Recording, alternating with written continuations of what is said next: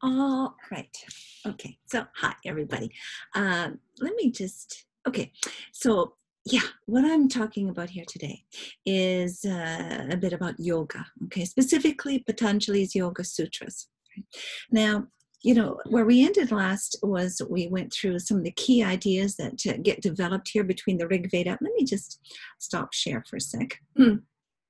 Okay, I just want you guys to see me. And yeah, that we saw how, all kinds of new ideas get developed here in the time of we often call the Upanishadic period, or sometimes the later Vedic period. And all kinds of interesting ideas, the law of karma, transmigration of the soul, the need for release from rebirth, moksha, that's what the word moksha refers to. It sort of becomes the religious quest here, is to be set free from future rebirth is the goal. And to be released from this realm, samsara, the wheel of existence, of the cycle of death and rebirth, which is seen as a form of bondage that you want freedom from. And then tied in with all that, concepts of the soul and of the divine as the supreme being, Brahman, both manifest in this world, but yet also beyond this world, unmanifest, without qualities.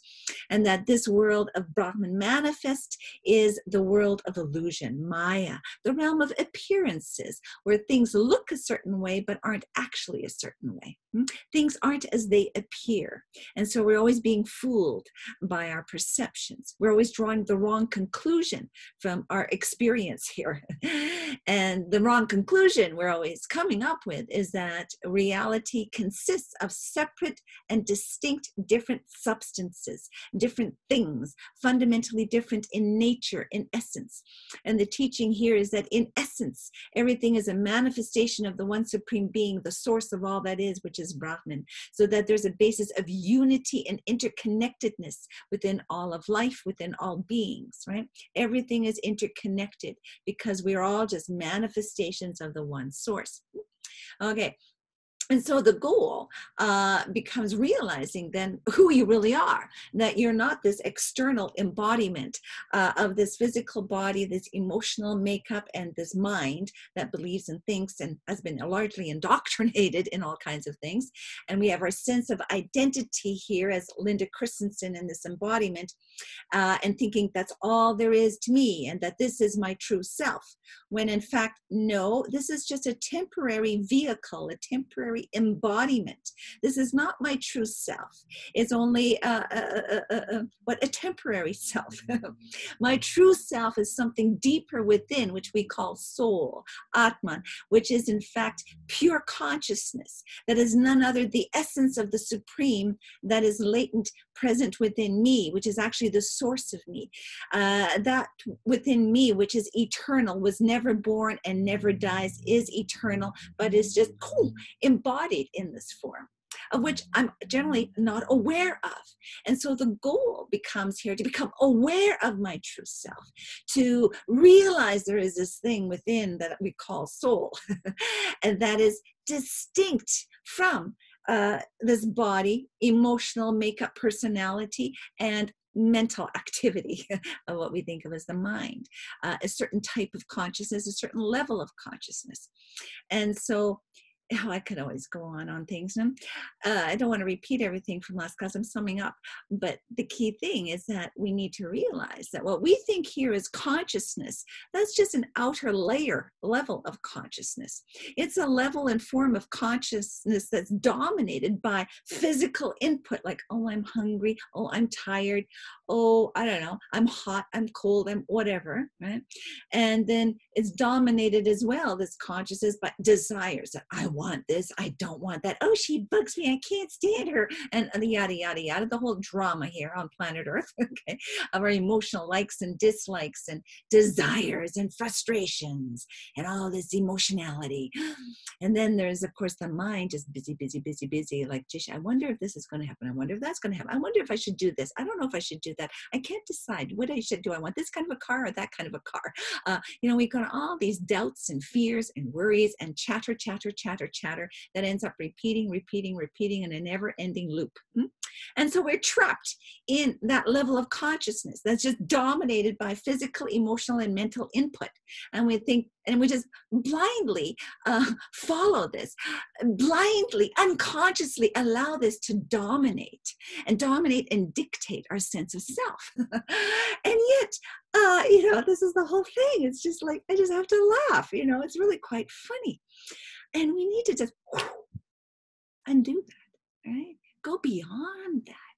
Go beyond that there's a deeper level to the self that is beyond all of this drama. I like to just call it drama here on planet Earth, that we get ourselves entangled in. And we're always playing out and acting out on these dramas. And then I'm reacting to this and reacting to that. And we're just trapped in this whole game and that other people are largely dictating the rules to. And this is what happens when we live unconsciously. We just get caught up in this magical show of a drama play, okay? So the thing is we need to, through undoing some of those entanglements, undoing our sense of self as being, just to be dominated by our body, physical, emotional, and mental input. And that's why this is where meditation comes in and a lot of spiritual practices. It's meant to help you to tune in to that deeper level of self that is traditionally referred to as, quote, soul. That part of you, that piece of you, that essence of who you really are, that is fundamentally spiritual in nature and fundamentally divine in nature. It is often regarded as the spark of God within you, right? And just to become in tune with that, and then to live from that, okay? To be always kind of more aware of that's a part of you that you're living from, as you kind of then observe, your embodiment. You observe, like, oh, this is Linda Christensen's little game here, and her personality. She's very passionate, obviously, pretty intense at times, right? Highly expressive. Hey, that's me, okay? I love being me. I have so much fun being me. But this is just my personality, and I can enjoy and play with it, right? But yet, I also know deep down, I'm beyond that. And that's anyway, I'm going off on a tangent here. It's all beyond words, fundamentally. But anyway, to make a long story short here, as a bit of an introduction to this next talk, is what happens here is we have these new ideas about the nature of the true self, the nature of the divine and whatnot. And the goal is now to shift your sense of identity away from this temporal self, this physical embodiment, thinking this is who I am, and when I die, that's the end of me, that I'm just this biochemical entity that's going to rot in the ground and it's adios permanently, to quote Linda Christensen. It's like, no, that's not the end of you. That's just the end of this phase of the whole cosmic experiment journey that we're on. And but that's not the whole story. This physical embodiment, the drama that's all going on here, that's only a part of the story of the universe and what's all out there. I mean, again, that's the point and message of religion, is there's something more to it all, right? So anyway, the key is we need to shift our sense of identity from this embodiment. Not that, anyways, I'm going on. I could go on for hours on all this in terms of giving my personal opinion. But we do need to shift from this sense of identity to realizing our true self, what many would call our higher self, the divine spark within that is eternal in nature. Right? And then once you realize that new and higher sense of identity, you're meant to then operate more from that higher identity, that higher sense of self that is more transcendent in nature, all right? And is more the observer, the witness of the whole drama play here on Earth. And that can have a lot of great side benefits. It can help removing fears, hurts, anger, frustration, worry, all kinds of things that then you can come more easily into a state of peace and a sense of well-being, and not be so engaged in all this drama. It's like, whoo, you can let it go and then be more at peace and calm about things. All right. I mean, it's just, a practical side benefit. So this is going to be the goal, is to have this shift of identity, and this is where yoga comes in.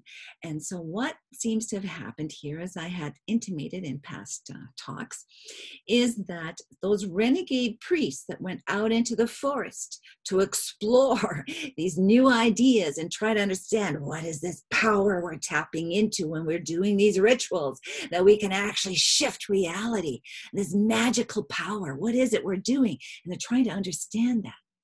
Well, as they're trying to understand the true nature of reality, the true nature of God, the true nature of the self, they found that it's all about your state of consciousness, that certain states of consciousness allow only a certain degree of perception and experiential perception of reality. When you're a certain state of consciousness, as most of us are in our everyday, ordinary state of consciousness, that is the state of consciousness that's suited to this physical world of the five senses, where I can, I just made myself a cup of coffee, and got my glass of water, and I'm doing this video right now, right? That I need a certain state of consciousness to interact with this world, with these physical things, and to make things happen and do whatever I'm doing, right? But that's not all there is. And this is what we go back to shamanism again. In the ancient world, there was a shaman who would alter his or her state of consciousness, shifting it and going into, if you want to call it, a type of trance. I mean, we all go into trances. We all go into altered states, you guys. Okay, so don't start freaking out about an altered state of consciousness. We do it all the time. And if you're starting to buzz out and get a bit bored right now, and you're starting to daydream, you've already entered into a bit of an altered state of consciousness. And so when we even go to sleep and we start to relax and start to enter into dream world and start to drift off, we're entering into an altered state of consciousness, okay? And throughout the night when we're dreaming, it's an altered state of consciousness. So it's really quite complex, the various levels and states of consciousness that we can attain, and what that all makes available to us. And so they discovered that if they shift their state of consciousness, as a shaman did by taking maybe a plant substance, some kind of plant medicine, something like ayahuasca, peyote, or mushrooms, or, some kind of substance that can indeed create visions of a spiritual nature. Right? And so they can enter into an altered state and have these visionary experiences. But likewise does drumming, using the drum and the monotonous sound of the drum beat, boom, boom, boom, boom, boom, boom, boom. And close eyes and it's dark and you can shift into an altered state and likewise have visionary experiences. And dear people, I have to say, this is very real, solid stuff, all right? And so there are many techniques for inducing an altered state. So what they're discovering here is that as they engage in certain practices, in terms of sitting in silence, in isolation, focusing the mind on one object, and just stilling the mind, bringing it into silence, stopping all this busy noise and chatter, yabba, yabba, yabba, yabba, do, okay? And just tuning that out and just focusing into one-pointedness, for example, that starts to shift the state of consciousness. And then what starts to happen? You can start to have a different perception, a different experiential perception of reality itself. And it's like, whoa, the world is different from what I thought. I'm experiencing reality in a different way. I am starting to experience the oneness behind it all, the interconnectedness of all things. I can start to experience that everything's alive with a consciousness and intelligence in it. Okay? You'll have a variety of experiences that can be tapped into. And then sometimes just experiences of just seeing things into the future that are about to happen. All right. All kinds of stuff can happen. A spontaneous healing can happen, right? A physical ailment, all kinds of things. So anyways, so they start experimenting with silence and various techniques that leads into and develops into meditation. They start experimenting with breathing techniques. If I breathe a certain way, that affects my state of being, my state of consciousness. And I think I may have mentioned it before. It's like when somebody's really angry, they're really breathing heavily, like that. And when they're really breathing quickly and heavily, what do? You tell that person to, like, come on, take a deep breath and hold it and count to 10. And then what happens? You start to calm down. So you're shifting your state of consciousness by how you breathe. Same thing when somebody's really afraid. There's like, it's like they can't breathe. Excuse me. And they just freeze and they paralyze in fear and they don't breathe. And you tell them, now come on, now take a deep breath and start breathing to get them out of that frozen fear state. All right. So breathing affects your state of consciousness, right? Body postures, how you position the body, is huge, right? And that's a big thing. Like a lot of beginners, when they meditate, they're not sitting right. They're not holding the right body posture. It makes such a difference. And I'm not a good teacher on this stuff, all right? I don't know how to teach people all this stuff. But I can just feel it for myself. It's just like, boom, it's like a plugging in zone, just getting the body just right. It's like, boom, it just brings in that sense of clarity and focus that just isn't there if you're slouched or have the wrong posture for things. But it goes way beyond that. And I am going on about this. Is just the introduction. A book I have called Ecstatic Body Postures. And I should go and pull it out. It's over there on the shelf and not right here. But it's so interesting is how body postures affect your type of experience that you can have in an altered state. And what was her name now? I got the book right there. Anyway, she was an anthropologist, written and did a lot of research on trance states. And so she used to experiment on her students in class. Very brave. I'd like to kind of do that. I don't have my coffee. And what she would do is, she would lead them through a drumming session and do the drumming, and people would go into an altered state and they'd have all kinds of experiences. And she wondered, wow, there's such a diversity of experience that people are having. Is there a way that you could kind of have it that some people will have a certain type of experience over a different type, maybe a healing experience instead of a divinationary type of experience where you can kind of get an answer to a question as opposed to some kind of a healing, right? Like there's different kinds of experiences. And so to make a long story short, she observed that, I think it was the Mayan or Aztec cultures, that in a lot of their statues, the various deities were sort of like in different kind of physical positions. And so then she thought, well, maybe there's something to this in terms of the physical position. So she started experimenting with students to have them go into a particular physical position, maybe standing straight with their arms next to their side, or being kind of hand on the knee and a certain, maybe one hand up, or just different postures that she observed. And have all the students go into particular postures so that they all go into this one posture. She'd do the drumming. Wow. They all had similar experiences in terms of maybe they're all healing kind of experiences. And then she'll do another posture, different type of posture, and do the drumming. And wow, they all had divinationary type of experiences. Okay. And so that is very interesting. And again, I could talk for hours, just my experimentation with that. It's real. It's very interesting. There's something about the body posture that as you go into meditation, it's almost like fine-tuning a radio channel and getting the right frequency. That in terms of altered states, these various techniques, it's like different techniques. It's like turning you into a particular channel that you tune into, and that will influence the type of experience you will have, right? Something, again, this is something very important, right? So it's very interesting stuff.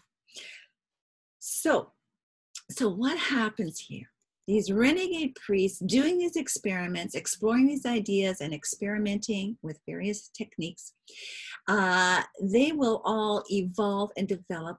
And somebody by the name of Patanjali, the dates, who knows? The dates vary from 800 BC to 200 CE, the Common Era, like, almost like 1,000-year period.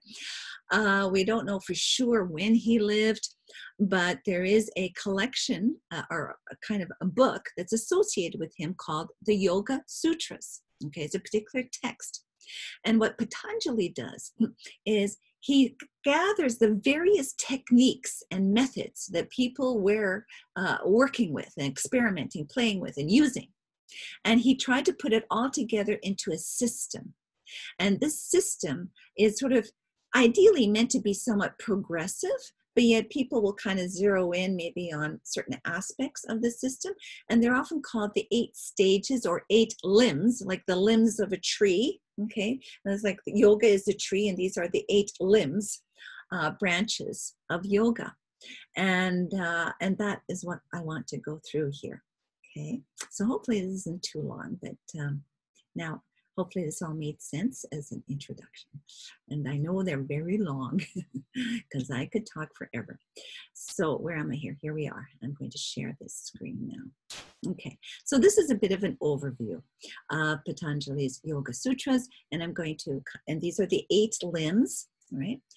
Basically kind of, in a sense, 8 stages, 8 kind of particular practices involved here. That's going to bring you to the goal. At the end here is samadhi. Samadhi is the end goal, okay? Sort of like an enlightened state. All right? Okay, now,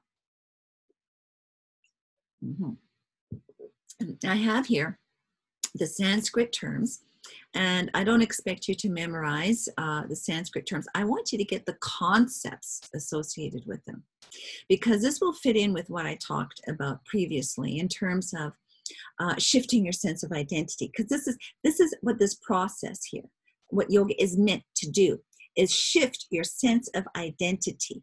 Have you undo your attachment and sense of identity with this particular embodied form, and shift you with realizing your true nature, your true self. That's the goal here. This is the end game here. Okay. All right.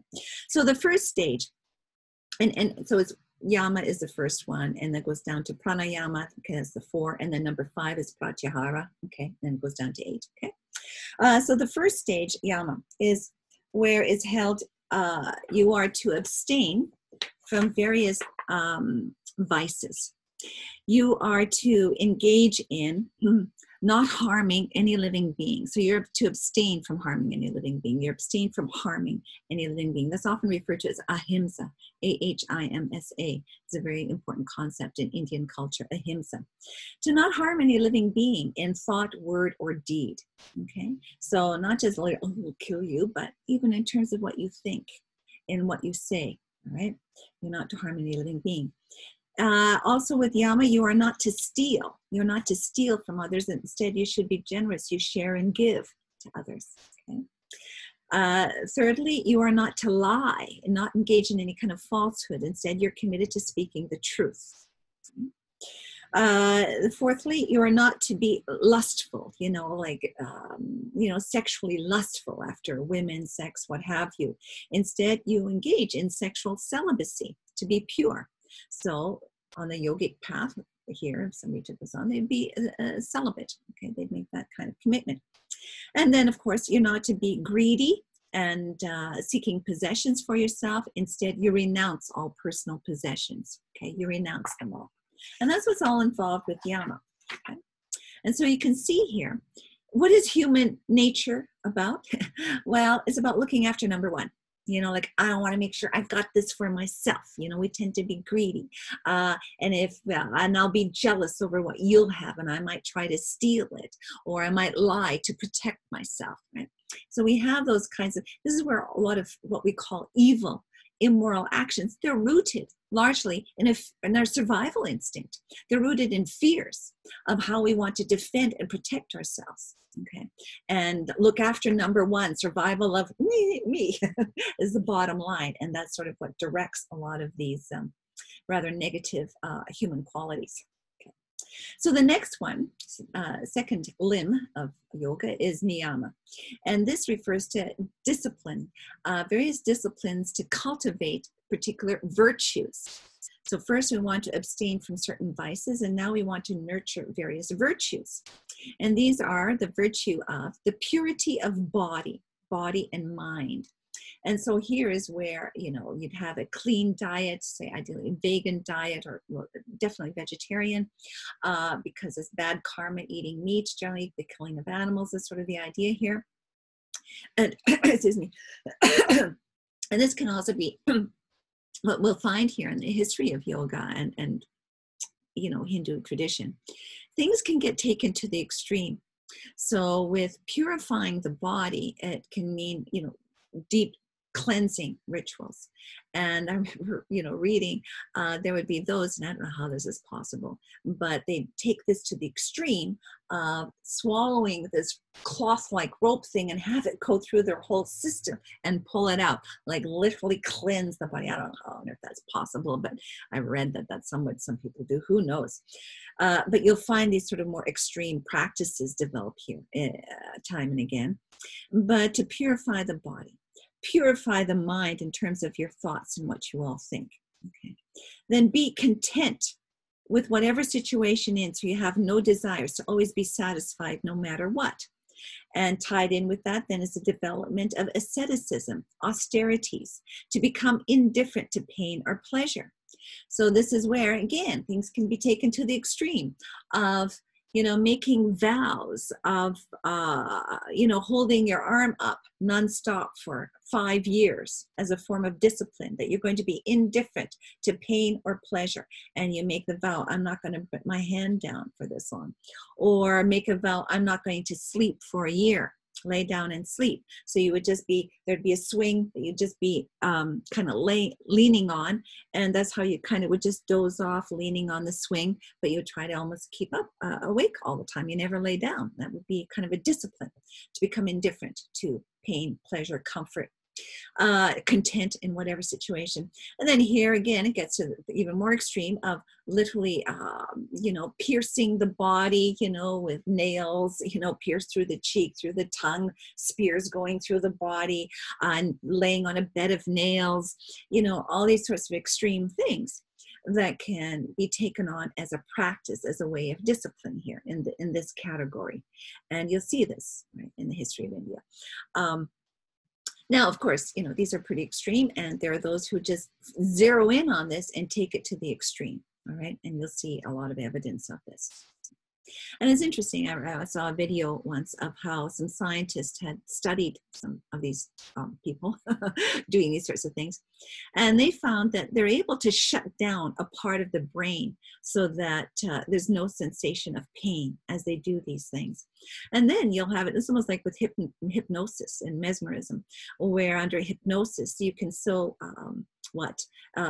condition the subconscious that you will not feel the pain and you will not bleed once you take this out. And you'll have events where, like, again, they videotape this guy where he had his tongue put out. They literally cut off the piece of the tongue with a knife, and it was sticking on a stick, his piece of tongue, and then he takes it off and puts it on and holds it, and it's like back on, and it's all on videotape, right?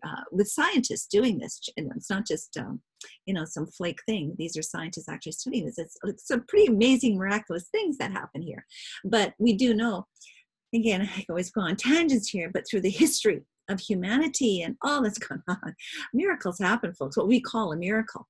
And that happens all over the place in all kinds of ways, and especially in the history of religion. This is the stuff that religion is made of, is the miraculous, the magical, okay? And there's tons of this material out there. It's just, again, neglected in our secular society that doesn't want to give any attention to this stuff. But anyway, there you go. This is all in this department here. Okay, so so it's these sorts of disciplines of cultivating this virtue of purity of body and mind, becoming indifferent to pain or pleasure, developing these kinds of ascetic kind of practices so that you're, indifferent to pain. And then with this is, again, to study the scriptures, be devoted to God. And here, generally what you find in a lot of Hinduism is generally it's sectarian. People choose the form of God that they want to be devoted to. It's sort of their personal choice as to the image, name, form of deity that they want to commit to, that they see as being the best representation of the supreme being, of God in more personal kind of terms. This is very common, okay? And so that there'll be that kind of devotion. All right, so next, after cultivating virtues and removing vices, now this is where we discipline our sense, our human nature of wanting things, wanting to be comfortable, avoiding pain, you know, all those sorts of things. It's like that's all under control. So I'm now indifferent to pain. I have no desires. I renounce all possessions. I purify myself, body and mind, right? We're getting those more physical animal instincts, if you like, under control, okay? So next we go to the asanas. And this is what most people think of when they think about yoga. Asanas, these are the body postures, physical yoga, hatha yoga. You know, you go to the gym and you take a yoga class, okay? It's usually hatha yoga, H-A-T-H-A, hatha yoga. This is what the asanas are. And these are disciplining the body through these various body postures and stretches that you do and whatnot, right? And so here, the whole point of these is you need to now discipline the physical body, because you kind of dealt more with the emotional stuff of, you know, what you want and don't want and comfortable and whatnot. Now you got to discipline the body and make it ready, prepare it for long periods of meditation, right? Because once you start to meditate and you're meditating for hours on end, day after day, try, if you never meditate, try sitting cross-legged for an hour. All right, you'll probably be in agony because your knees are going to hurt, your back's going to hurt, you know, whatever, you're going to be in pain. So you need to discipline the body and prepare it for lengthy periods of meditation. And that's what a lot of these postures and stretching is all about, is a way of disciplining and preparing the body. All right, so that you can start meditating without the body screaming in your ear, I'm in pain, you've got to stop. It's like, how can you focus in meditation when your body is screaming in pain? You can't. So you need to discipline the body. Then you can go on, okay, then you start practicing what's called pranayama. That's breath control, okay? Pranayama is breath control. And that's where I was talking earlier about how breathing influences our state of consciousness. So there'll be all kinds of techniques here of how, again, Patanjali, what he's doing is he's bringing together all kinds of techniques that people have been working with, and he's trying to put them all into a system, okay, an integrated system where it builds and flows one point to the next. All right, this is what he does here in this text. So pranayama is breath control. So again, various techniques of, you know, inhaling, exhaling, counting so much in one nostril, out the other nostril. You know, there's all kinds of things that you could do here with breath control.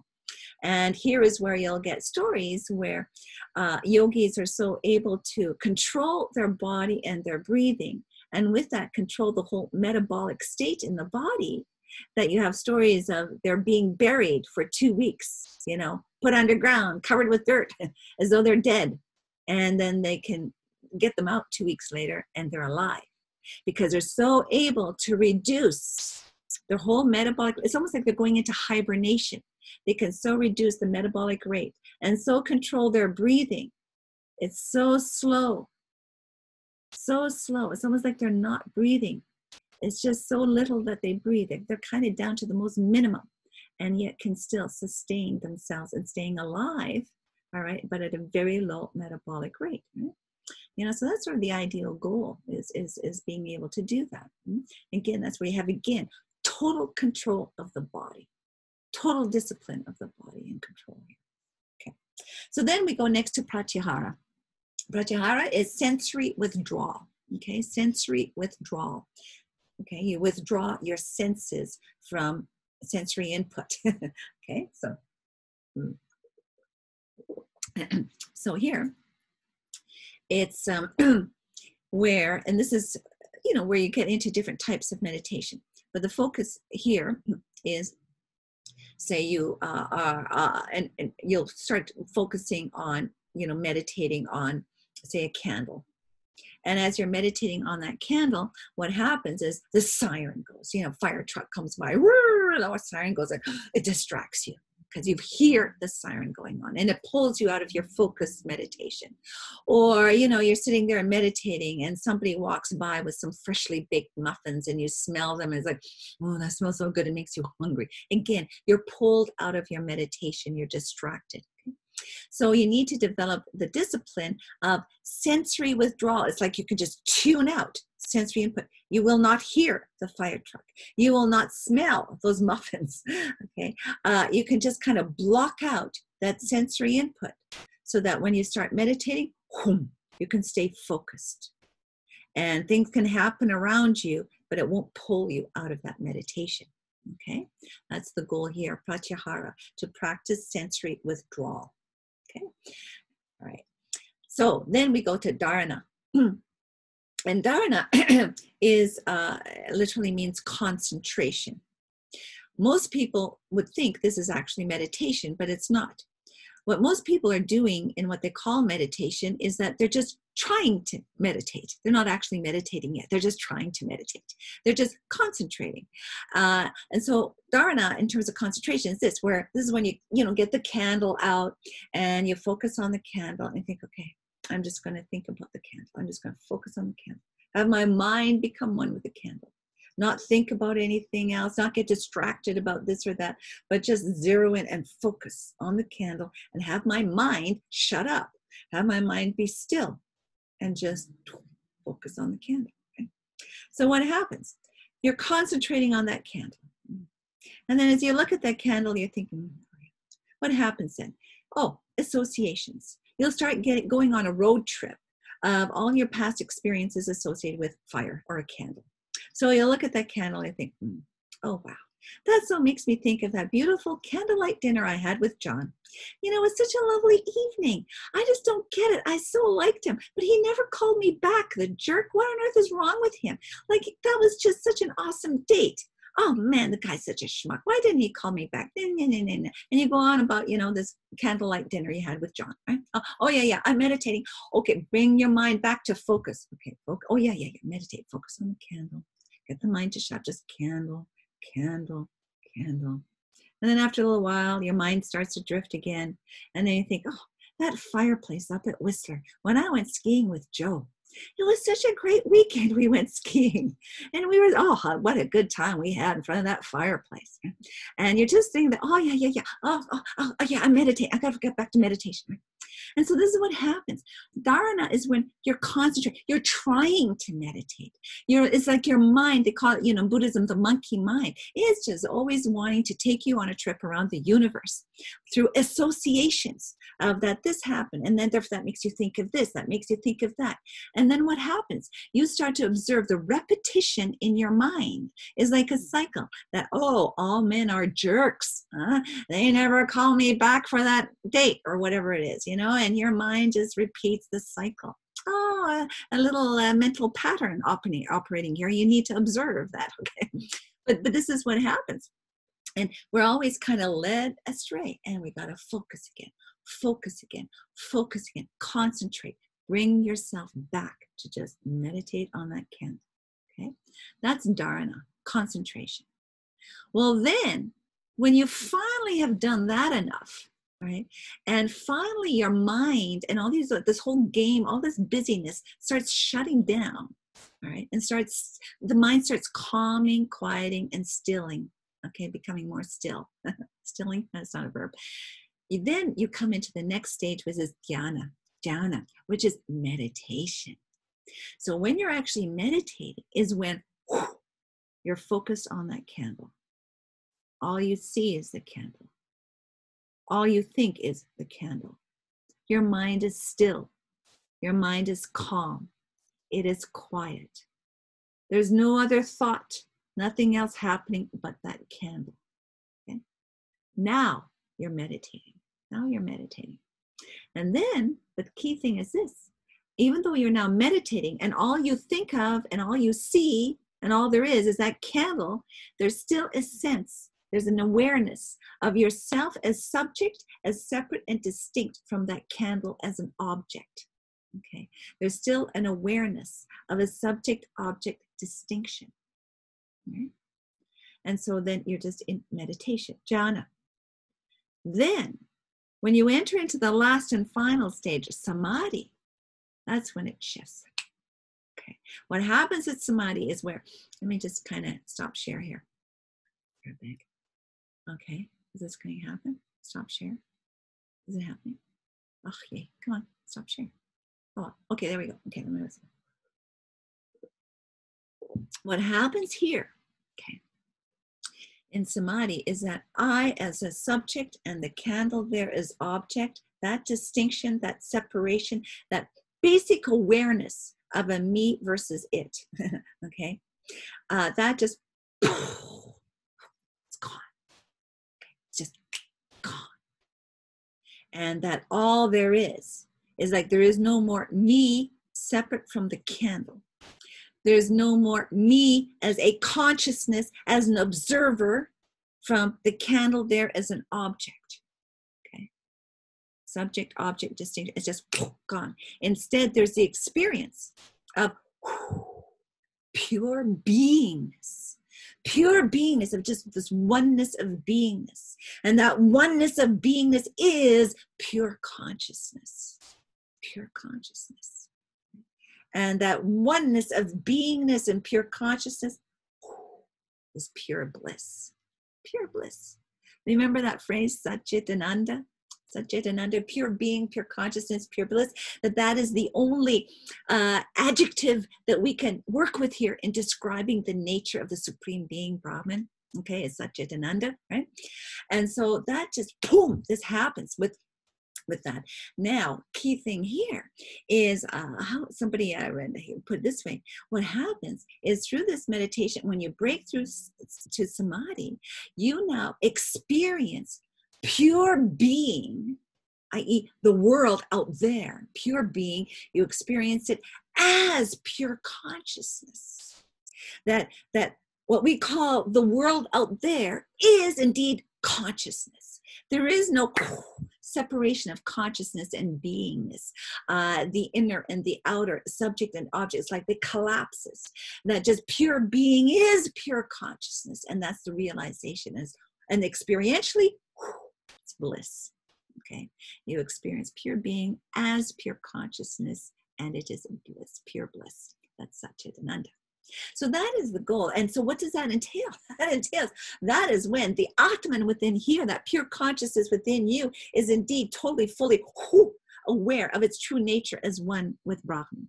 That is when the Atman-Brahman equation is realized, that the self is none other than the Supreme Being in this particular embodied form, as just an experience of that reality, of the true nature of the self as divine.